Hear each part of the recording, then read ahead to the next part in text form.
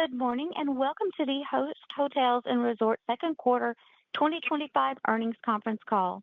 Today's conference is being recorded. At this time, I would like to turn the call over to Jamie Marcus, Senior Vice President of Investor Relations. Please go ahead. Thank you and good morning, everyone. Before we begin, please note that many of the comments made today are considered to be forward-looking statements under federal securities laws. As described in our filings with the SEC, these statements are subject to numerous risks and uncertainties that could cause future results to differ from those expressed, and we are not obligated to publicly update or revise these forward-looking statements.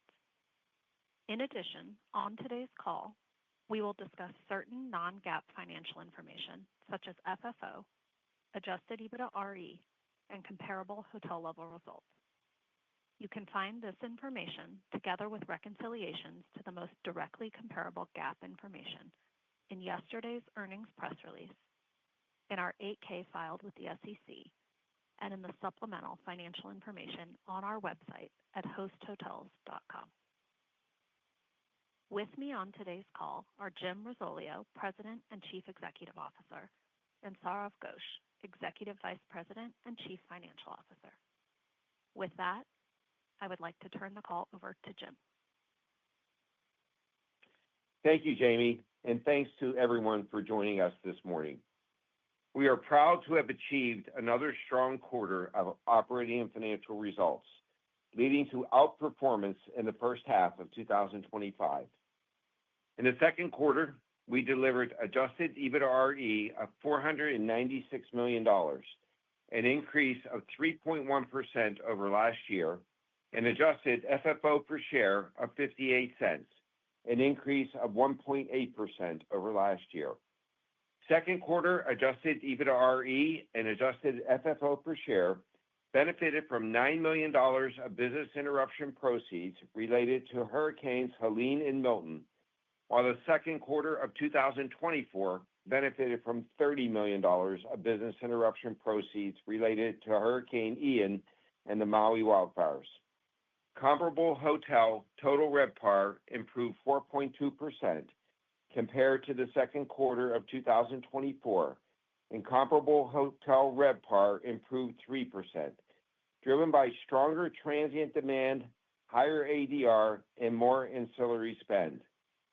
Comparable hotel EBITDA margin declined by 120 basis points year-over-year to 31%, driven by a 120 basis point impact from business interruption proceeds that were received last year for the Maui wildfires.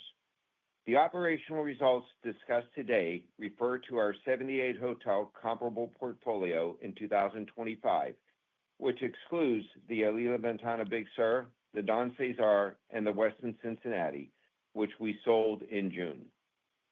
Turning to business mix, RevPAR growth in the second quarter was better than expected, driven by leisure transient demand and rate growth, despite a continuation of the international demand imbalance. We saw particularly strong performance in Maui, Miami, Orlando, Atlanta, New York, the Florida Gulf Coast, and San Francisco. Transient revenue grew by 7%, driven by both the Easter calendar shift and the ongoing recovery in Maui, the latter of which accounted for approximately 40% of the transient revenue growth in the quarter. Digging into Maui, the leisure transient demand recovery continued, driving Maui's strong results for the second quarter. Maui's 19% RevPAR growth provided a 100 basis point benefit to portfolio RevPAR growth in the quarter. Total RevPAR at our 3 Maui resorts was also up 19%, driven by robust growth in F&B outlets as well as golf and spa revenue, a clear indication that the recovery in Maui is well underway. Turning to business transient, revenue was relatively flat in the second quarter as demand decreases were nearly offset by rate. As expected, group room revenue decreased 5% year-over-year, driven primarily by the Easter calendar shift, planned renovation disruption from the Hyatt Transformational Capital Program, business mix shifting from group to transient in Maui, and reduced group pickup. Our properties actualized 1.1 million group room nights in the second quarter, and our definite group room nights on the books increased to 3.8 million for 2025. Total group revenue pace is up 1.6% to the same time last year. Ancillary spending by guests at our properties remained strong, as illustrated by our 4% total RevPAR growth in the second quarter. F&B revenue was up 4%, driven by outlet revenues. Banquet revenue grew by 1% as contribution per group room night outpaced absolute group room night declines. We also saw particularly strong growth in other revenue, which was up 13%, including golf and spa. Turning to the Don Cesar, during the second quarter, we completed the North Pool and Pool Bar. In early July, we completed the marketplace and lower-level retail spaces. In the third quarter, we expect to complete the final phase of reconstruction, including the lower-level kitchen and 2 F&B outlets. Since the reopening, we are seeing better-than-expected near-term transient pickup, higher F&B capture and average checks, and increased group bookings, which allowed us to raise our full-year expectations for the resort to $3 million from negative $1 million. We collected $9 million of business interruption proceeds for Hurricanes Helene and Milton in the second quarter, bringing the total business interruption proceeds collected to $19 million for the first half of the year. We also collected an additional $5 million of business interruption proceeds in July related to those 2 hurricanes, which are included in our updated guidance. While we expect to collect additional business interruption proceeds, the timing and amounts of additional payments are subject to stabilization of the asset and ongoing discussions with our insurance carriers. Turning to capital allocation, in June, we sold the 456-key leasehold interest in the Westin Cincinnati for $60 million, or 14.3 times trailing 12-month EBITDA. When calculating the EBITDA multiple, we included $54 million of estimated disrupted capital expenditures over the next 5 years. Since 2018, we have disposed of approximately $5.1 billion of hotels at a blended 17.2 times EBITDA multiple, including estimated foregone capital expenditures of $1 billion, which compares favorably to our $4.9 billion of acquisitions over the same period at a blended 13.6 times EBITDA multiple. In addition to dispositions, we repurchased 6.7 million shares of common stock during the second quarter at an average price of $15.56 per share for a total of $105 million, bringing our total repurchases to $205 million year to date at an average price of $15.68 per share. Since 2022, we have repurchased $520 million of stock at an average repurchase price of $16.03 per share, and we have $480 million of remaining capacity under our share repurchase program. Turning to portfolio reinvestment, as of the second quarter, the Hyatt Transformational Capital Program is approximately 50% complete and is tracking on time and under budget. We completed the guest rooms renovations at the Grand Hyatt Washington, D.C., and paused the remaining public space renovations to accommodate group business on the books while we complete the comprehensive renovations at Hyatt Regency Capitol Hill. We also started comprehensive renovations at the Manchester Grand Hyatt San Diego, the final property in the Hyatt Transformational Capital Program, which we expect to complete in early 2027. We continue to make progress on value-enhancing development projects, including the Don Cesar Ballroom expansion and the Phoenician Canyon Villa Suites, both of which we expect to complete in the fourth quarter of 2025.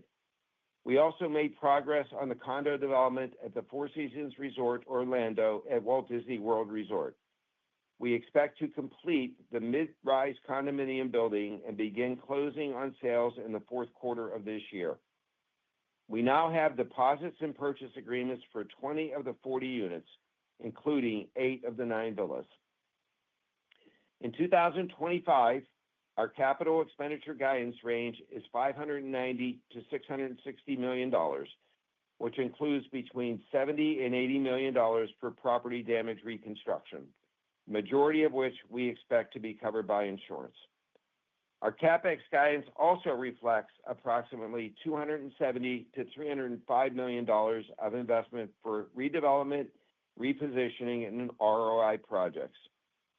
As part of our climate risk and resiliency program, we purchased flood barriers for 9 high-risk properties, with measures being put in place for the 2025 hurricane season. We also developed a resiliency ROI method and expanded the program to new hotels with a focus on emergency power and wildfire risks. Within the Hyatt Transformational Capital Program, we expect to complete renovations at the Hyatt Regency Austin and the Hyatt Regency Capitol Hill in the second half of this year. As a reminder, we expect to benefit from approximately $27 million of operating profit guarantees related to the Hyatt Transformational Capital Program in 2025, which we expect will offset the majority of the EBITDA disruption at those properties. In addition to our capital expenditure investment, we expect to spend $75 to $85 million on the condo development at the Four Seasons Resort Orlando at Walt Disney World Resort this year. Looking back at prior transformational renovations, we completed investments in 24 properties between 2018 and 2023, which are continuing to provide meaningful tailwinds for our portfolio. Of the 20 hotels that have stabilized post-renovation operations to date, the average RevPAR index share gain is over 8.7 points, which is well in excess of our targeted gain of 3 to 5 points. Turning to our outlook for 2025, despite the heightened macroeconomic uncertainty, we continue to outperform our expectations in the second quarter. As a result of our strong performance in the first half of the year, we are increasing our comparable hotel RevPAR and total RevPAR guidance ranges. As Sourav will discuss in more detail, the low end of our guidance range contemplates softer demand in the second half of the year, while the high end assumes a more stable macroeconomic environment. Similar to last quarter, we are also providing an approximate rule of thumb for the current environment based on how our portfolio is positioned today. For every 100 basis point change in RevPAR, we would expect to see a $32 to $37 million change in adjusted EBITDAre, which is consistent with the range we provided last quarter. As we have said many times before, Host is well positioned to weather any environment because of our fortress investment-grade balance sheet, a leverage ratio of 2.8 times, our size and scale, our diversified business and geographic mix, and our continued reinvestment in our portfolio. We will continue to use our competitive advantages to create value for our shareholders and position Host to outperform over the long term. With that, I will now turn the call over to Sourav. Thank you, Jim, and good morning, everyone. Building on Jim's comments, I will go into detail on our second quarter operations, updated 2025 guidance, and our balance sheet. Starting with total revenue trends, comparable hotel total RevPAR growth outpaced RevPAR growth as both group and transient guests maintained elevated levels of out-of-room spend. Comparable hotel food and beverage revenue grew 4% in the quarter, driven by outlets. Outlet revenue grew 9%, driven by transient room night growth in Maui, as well as recently repositioned outlets, including The View at the New York Marriott Marquis, Aviv at the 1 Hotel South Beach, and outlets at the Singer Oceanfront Resort. Properties in Orlando, Nashville, and Naples also contributed to outlet growth. Banquet revenue grew 1% as increases in banquet and catering contribution per group room night outpaced decreases in group room night volume. Banquet and catering contribution was up 7% in the quarter, signaling the continued health of group spending. Growth was driven by our large group hotels in San Diego, San Francisco, New York, Orlando, and Naples. Other revenue grew 13% in the second quarter as golf and spa revenues continue to grow. This is further indication that the high-end consumer is prioritizing spending on premium experiences. Shifting to business mix, overall transient revenue was up 7% compared to the second quarter of 2024, driven by higher rates and the continued growth of transient room nights at our resorts led by Maui. During the second quarter, our resorts saw modest transient rate growth year over year, alongside 21% transient room night growth, which benefited from the Easter calendar shift and the recovery in Maui. Excluding Maui, transient revenue at our resorts was up in the mid-teens, driven by our resorts in Orlando, Oahu, and Miami. Looking at recent holidays, revenue for Memorial Day weekend was up over 2%, driven by our resorts in Maui, Miami, Orlando, and Naples. Revenue for July 4th was down 1% for the comparable portfolio. Our resorts were up 6%, but storms over the holiday weekend heavily impacted short-term pickup at many of our properties. Business transient revenue was relatively flat to the second quarter of 2024, as 6% rate growth nearly offset business transient room night declines. It is worth noting that corporate negotiated room night volumes were down slightly, which is in line with recent quarters. As a reminder, we expect business transient revenue to remain flat for the remainder of this year as a result of the uncertain macroeconomic environment. Turning to group, as expected, revenue was down 5% year over year, driven by planned renovation disruption from the Hyatt Transformational Capital Program and business mix shifting from group to transient in Maui. Group room revenue also faced headwinds from the Easter calendar shift and reduced group pickup. Despite these headwinds, our properties in San Francisco achieved group revenue growth of more than 30%, driven by meaningful citywide recovery. Our Ritz-Carlton resorts in Naples, Florida, also benefited by strategically adding high-quality groups in the quarter. For full year 2025, we have over 3.8 million definite group room nights on the books, representing a 6% increase since the first quarter. As Jim mentioned, total group revenue pace is up 1.6% over the same time last year.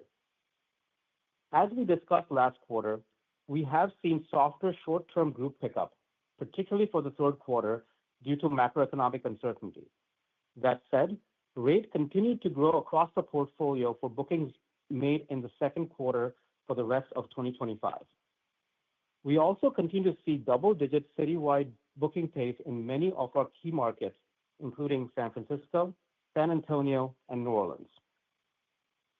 Shifting gears to margins, comparable hotel EBITDA margin of 31% was 120 basis points below the second quarter of 2024, which includes a 120 basis point impact from business interruption proceeds we received for the Maui wildfires last year. Outside of the BI proceeds impact, margin performance in the second quarter was the result of strong revenue growth as well as higher HTCP guarantee amounts, which offset headwinds from elevated wage rate growth. We continue to expect negative year-over-year margin comparisons for the remainder of the year, primarily driven by elevated wages and benefits. On the insurance front, our June 1st property renewal came in meaningfully better than expected at down 4% compared to last year, which equates to a $14 million expense reduction compared to our prior guidance. This savings has been reflected in our updated guidance. Turning to our outlook for 2025, as Jim mentioned, we are increasing our comparable hotel RevPAR and total RevPAR guidance ranges as a result of our outperformance in the first half of the year. As a reminder, we have assumed a gradual improvement at our Maui properties this year and no improvement in the international demand imbalance. At the low end of our guidance, we have assumed softer demand in the second half of the year, and at the high end, we have assumed improvements in the overall macroeconomic environment driven by clarity on trade and other policies. Our full year 2025 guidance contemplates comparable hotel RevPAR growth of between 1.5% and 2.5% over 2024. We expect comparable hotel EBITDA margins to be down 90 basis points year over year at the low end of our guidance to down 60 basis points at the high end, a 60 basis points improvement over our prior guidance at the midpoint. Consistent with our prior guidance, we expect negative year-over-year RevPAR in the third quarter, driven by softer short-term group volume and slightly positive RevPAR growth in the fourth quarter. The midpoint assumes comparable hotel RevPAR growth of 2% compared to 2024 and a comparable hotel EBITDA margin of 28.6%, which is 70 basis points below 2024. As we think about bridging our 2024 results to 2025, we estimate a 100 basis point impact to full year comparable hotel EBITDA margin from wage and benefit rate increases and a 40 basis point impact from lower business interruption proceeds in the comparable portfolio, which are partially offset by an estimated 70 basis point benefit from operational improvements. For the full year, we continue to expect overall wage and benefit expenses to increase 6%, which comprises approximately 50% of our total hotel operating expenses.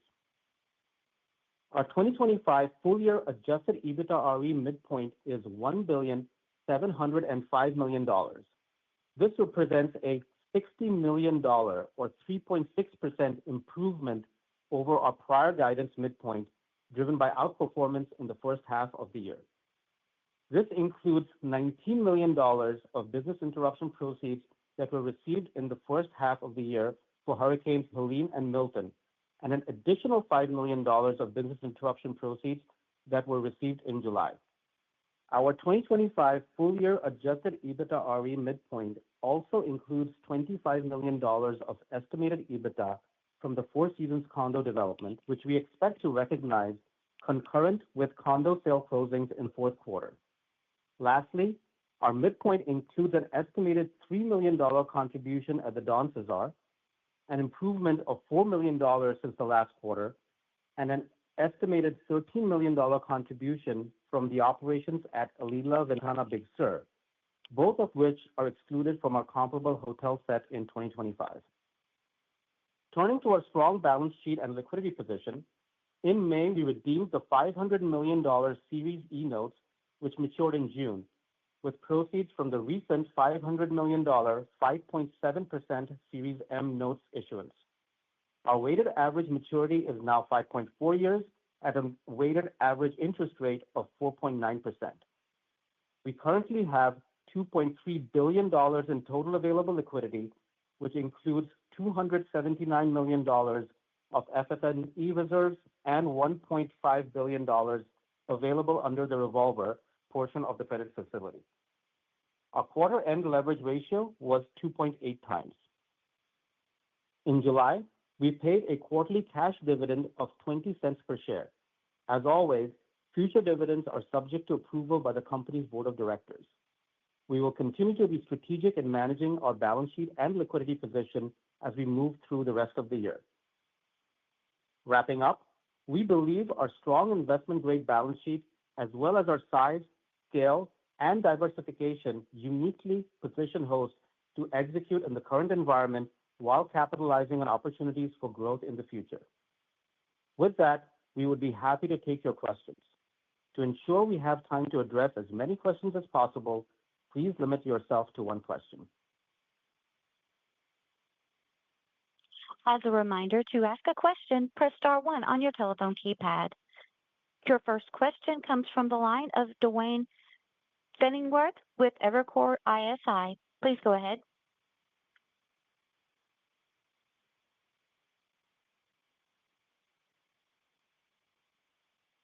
Of room nights on the books up 6% sequentially versus the last quarter, and your 3Q group commentary. I assume this means you're seeing groups further out for 26 and beyond continue to book, but maybe you could just talk a little bit about the group dynamics that you're seeing, second half and then longer term. Hey, Dwayne, it's Jim. Can you state the question over? We didn't catch the first part of it. I think you were on mute. So if you wouldn't mind restating it, we'd appreciate it. Sorry about that. Yeah, just help us match up the commentary of room nights on the books up 6% versus last quarter versus the 3Q commentary that you're making. I assume that means you're seeing group bookings further out into 26 and beyond. Hey, Dwayne, it's Saurabh. So yes, just to put it into perspective, when we started off the year, we had an expectation of achieving about 4.3 million group room nights.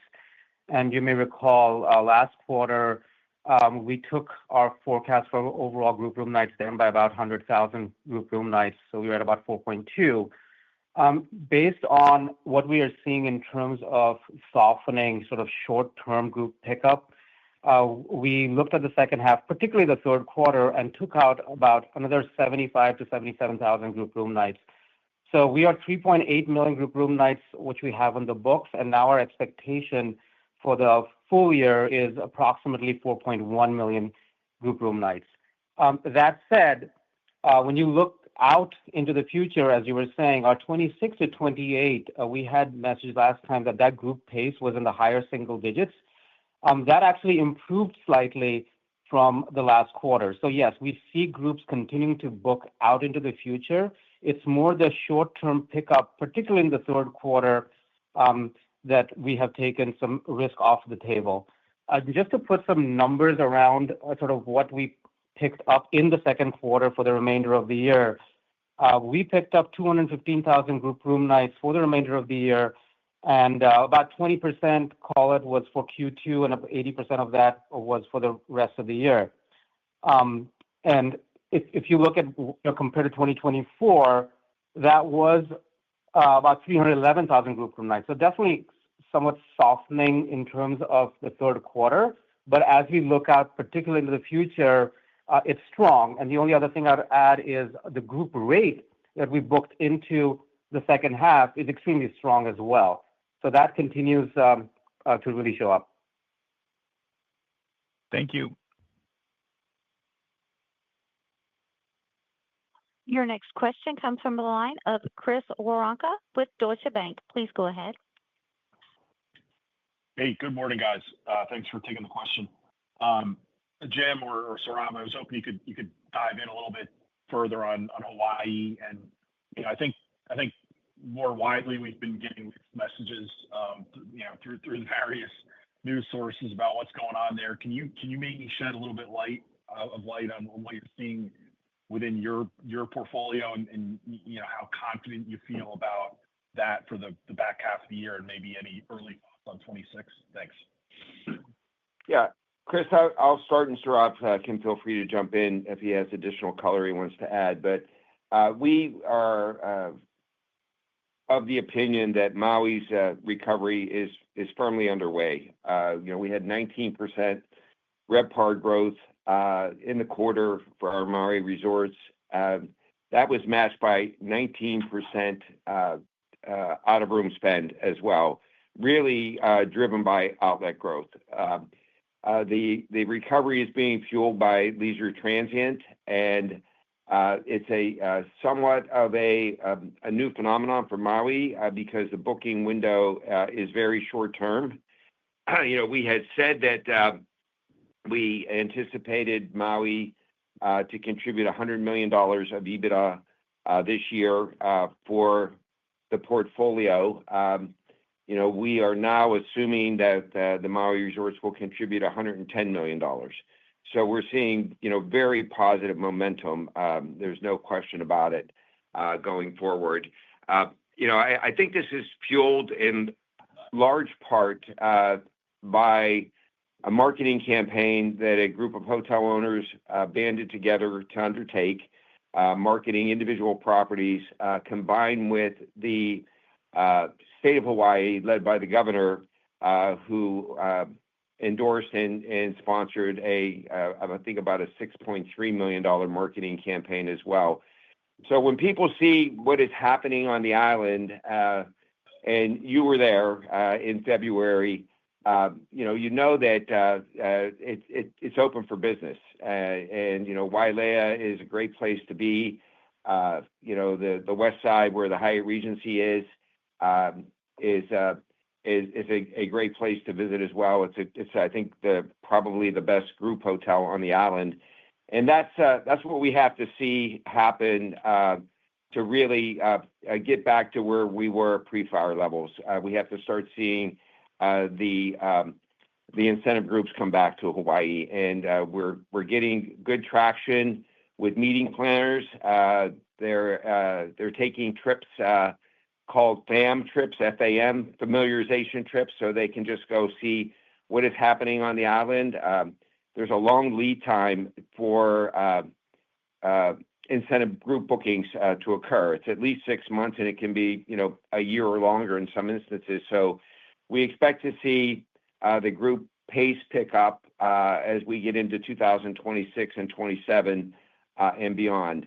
But Maui is definitely open for business, and we're really pleased with what we're seeing. The other thing that has to happen, Chris, is we have to see additional airlift made available. It's a bit of a chicken and an egg situation where the airlines are not going to want to bring additional capacity back online until they have a good feeling about their ability to fill those seats, and vice versa.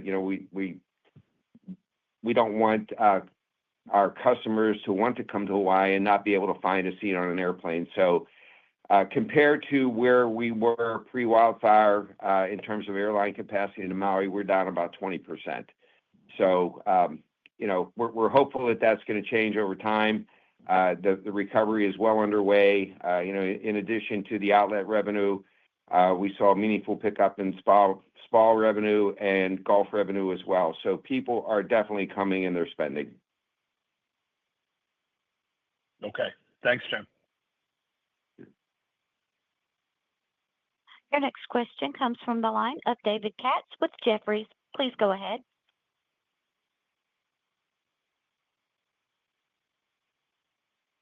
All right. Just had to get myself unmuted.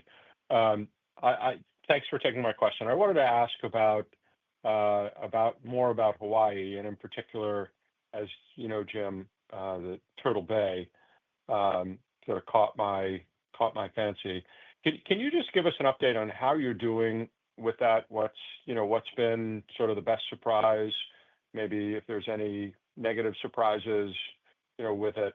And I just want to be clear about how we're comping that hotel in the RevPAR, right? That was sort of out for 2Q, I believe, right? And is that sort of done by 3Q and in there? Those are my sort of two questions. Thanks. Turtle Bay, the hotel pro forma, the hotel operations, David, are exceeding our pro forma expectations. So, it's been well received into the Ritz-Carlton system. Bonvoy is driving a lot of business to the property. I wouldn't say that there are any negative surprises with respect to hotel ops at all. The property is performing well. We've had a change of plans with respect to our repositioning and renovation of the Fazio Golf Course. You may recall from your visit that there are two golf courses on property, the Fazio and the Palmer. We have leased the Palmer course to the developer that is developing some residential units adjacent to the resort itself, Arte Development. and we continue to own the Fazio course. For a number of reasons, we've made the decision that we're not going to reposition and upgrade the Fazio course at this point in time, but we're going to spend the time really preparing the site for potential future development while we have the opportunity to do that. So if you're seeing a shortfall in operating performance for the resort in total, it's as a result of the Gulf. It's not as a result of the hotel. And I'll let Saurabh address your other question regarding comp, non-comp. Yeah, it is actually in our comparable results. We did not own the hotel. However, we do have the actual numbers and performance from that hotel. So it is in our comparable numbers. You just have to look at the comp tables. Got it. Okay. So it's in 2Q. I think it's on page 10, I believe. Okay. Perfect. Thank you.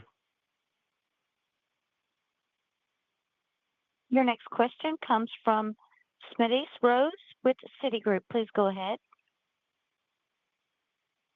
Hi, thank you. I wanted to ask a little more about wages and benefits. You mentioned that they're tracking up 6% for this year. Can you maybe, Saurabh, just give some thoughts on, it'd be interesting, what are the components of that, like labor versus, benefits to employees, and kind of how you're thinking about might pace into next year? Sure. When you think about sort of overall, it really is obviously market dependent. It is being driven by where there was CBA negotiations finalized, and that's driving a big piece of the increase for this year, just given the front-loading impact. For next year, all I can tell you that it is going to be overall lower than where it is this year. That's the expectation, but it's too early to tell, frankly, because we haven't seen budgets from our managers yet, and we will not see that until later. So can't really comment on an exact number, but the expectation is the growth should be slightly lower than this year. What that is, I can't comment right now. Okay, thank you. Your next question comes from Ari Klein with BMO Capital Markets. Please go ahead. Thanks and good morning. Can you talk a little bit about the cadence for RevPAR growth in the second half of the year, and specifically what might drive Q4 growth relative to the third quarter? And then just a clarification on the insurance savings.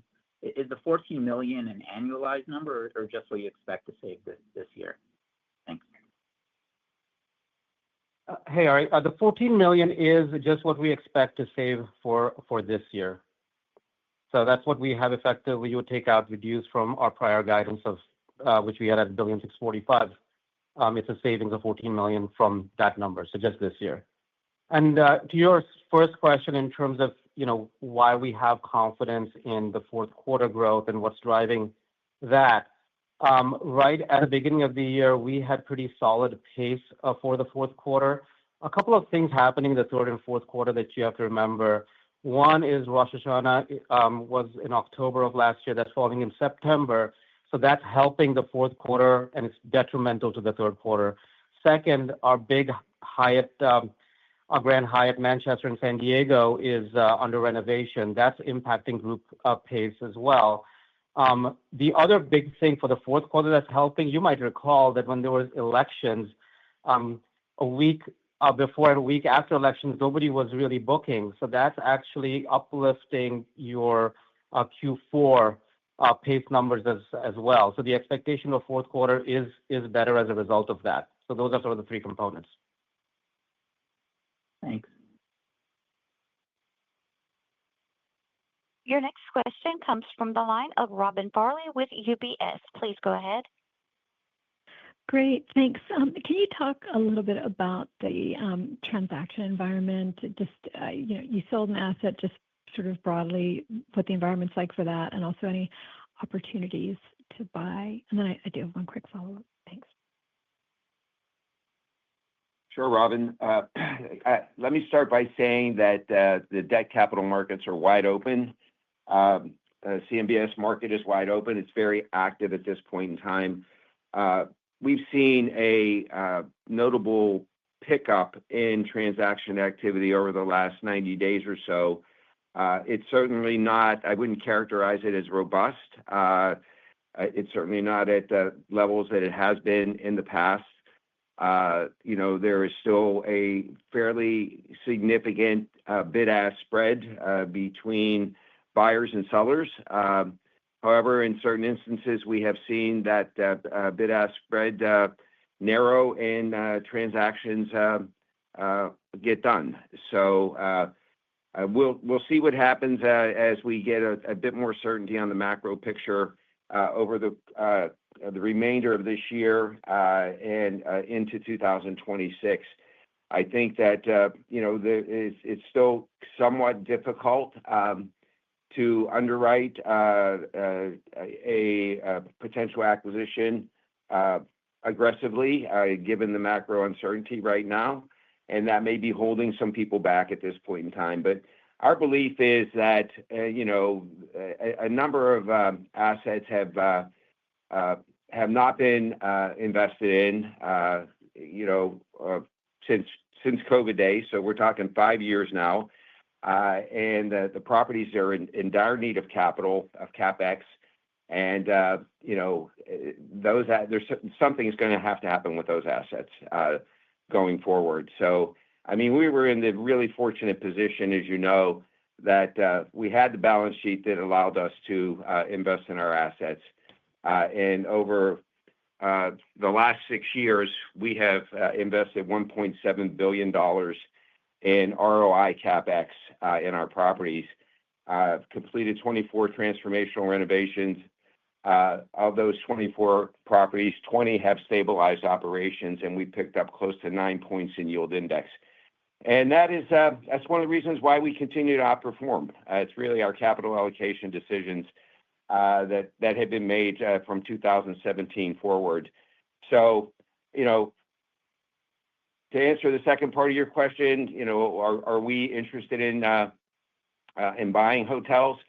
I'll never say never, but I will tell you, as we sit here today, it's not at the top of our list. We think that the better use of our capital, certainly in the second quarter, in the first half of this year, has been investing in our assets so that we can continue to drive the types of returns that we're seeing. Paying a sustainable dividend subject to the approval of our board of directors, and buying back shares. We bought back $205 million worth of stock in the first half of the year, and we think the stock is a screaming bargain today, given where it's valued relative to the quality of our portfolio and our fortress balance sheet. Right. Super helpful. Thank you. Just one quick clarification following up, and maybe one for Sourav. With the guidance change, you're getting a little more cautious on that sort of close-in, Q3 group bookings. And I know that's relative to, what you said 3 months ago. Some have sort of pointed to things picking up a little bit in July. Are you seeing, at least, in the very near term, something maybe a little bit better than the sort of delta you're talking about versus April? Because it's such short-term business, I think that's kind of why we have taken some of the risk out of Q3. Is July trending well? I'm not in a position to give a number for July, but yes, it has been certainly trending well relative to our expectations.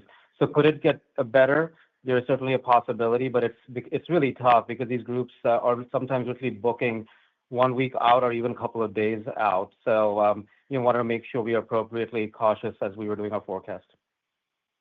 Okay, great. Thank you very much. Your next question comes from the line of Dan Politzer with JP Morgan. Please go ahead. Hey, good morning, everyone. Thanks for taking my question. I just wanted to follow up on the group commentary. Is there any more detail in terms of lead volumes, corporate versus association? And then are you seeing actual changes in terms of the spending patterns from these groups in terms of some of that ancillary or F&B? Yeah, so it's very similar to what we had talked about on the first quarter in terms of where we are seeing some of the weakness in groups. It certainly is a little more on the association side. particularly as it relates to associations that either rely on government funding or somehow tied to government funding. In terms of the folks that are actually showing up to the hotels, they're spending well. So if you look at our second quarter results, group volume was down, but our banquet and catering revenue was actually up. And we look at the banquet and catering revenue on a per group room night basis, that was up 7%. So overall, groups, when they're coming to the hotels, are actually spending well and continue to spend. So that trend really hasn't changed, and it certainly it has the same momentum as it did, which we saw in the first quarter. And we have that same expectation going into the groups that are going to be coming in the third and fourth quarter as well. Got it. Thanks so much. Your next question comes from the line of Daniel Hogan with Baird. Please go ahead.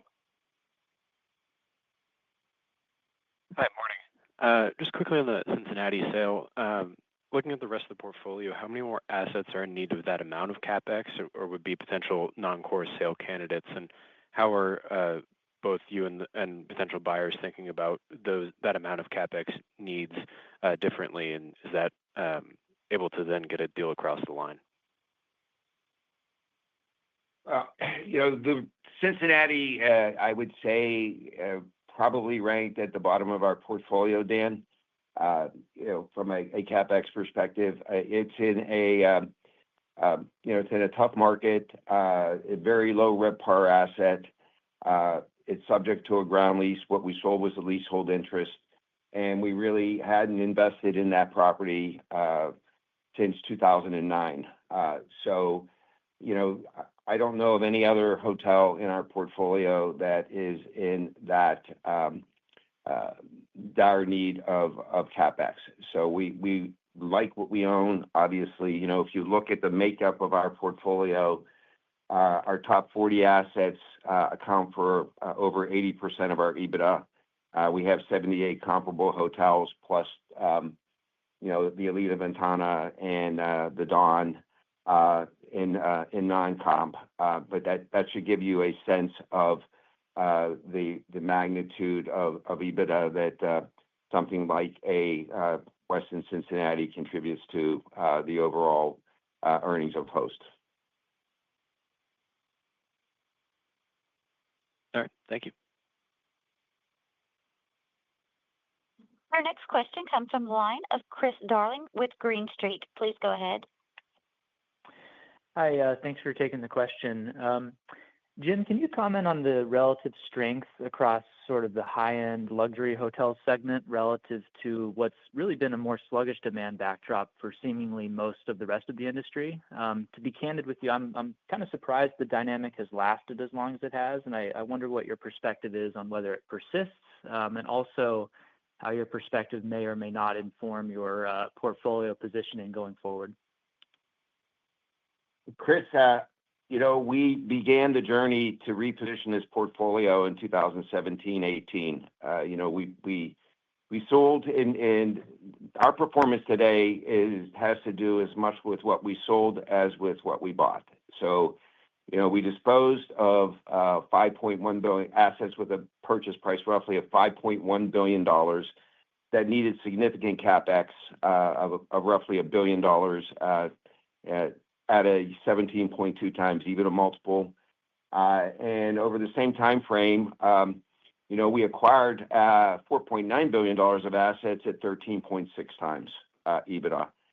And there was a keen focus on luxury. And the focus on luxury is really informed by our opinion that the long-term RevPAR CAGRs of luxury properties, luxury resorts in particular, outperform other segmented hotels in the industry. And I think that, has really proved itself out as we see no resistance really to rate at our resort portfolio today.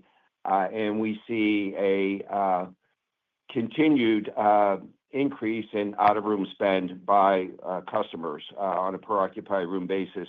at the outlets, at spa, at golf, etc. So, the affluent consumer is clearly in a very good position. They want to continue to prioritize experiences, and they're willing to spend money to do that. If you look at the performance of the various segments over the second quarter, luxury was followed by upper upscale, which is where the rest of our portfolio is. We outperformed the industry across the board, and that has to do with the investments that we made in our assets that I spoke to earlier. And then as you move further down the chain scale, where our consumers, the U.S. consumers, are stressed, and you look at the economy segment, you see negative RevPAR growth. So, the amount of wealth that, in our opinion, the amount of wealth that's been created in this country through housing and through the stock market is substantial. And, we like the way the portfolio is positioned for the long term.